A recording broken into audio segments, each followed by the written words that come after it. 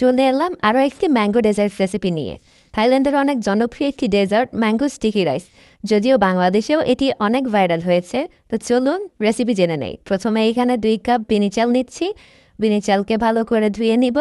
ধুয়ে নেওয়ার পর এটাকে পানির মধ্যে প্রায় 20 থেকে 30 মিনিট মতো ভিজিয়ে রাখবো, যাতে চালটা একটু নরম হয়।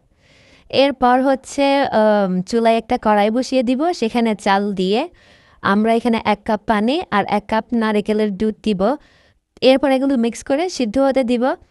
যদি মনে হয় মাঝখান দিয়ে পানির দরকার আছে, তাহলে একটু পানি বাড়িয়ে দিতে পারেন।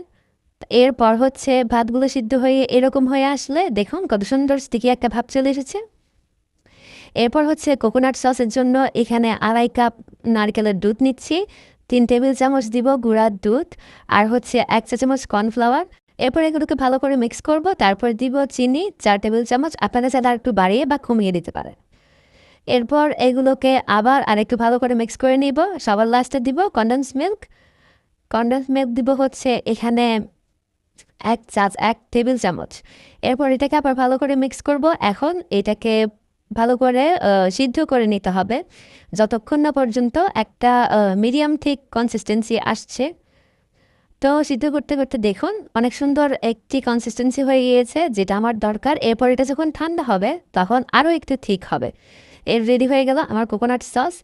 এখন প্লেটিং করার পালা। তো প্লেটে আগেই আমি বিনি চাল বা স্টিকি রাইস নিয়ে রেখেছি। এরপর দিলাম ম্যাঙ্গো পিওরে আর কোকোনাট সস, আর সবার লাস্টে দিব পাকা আম।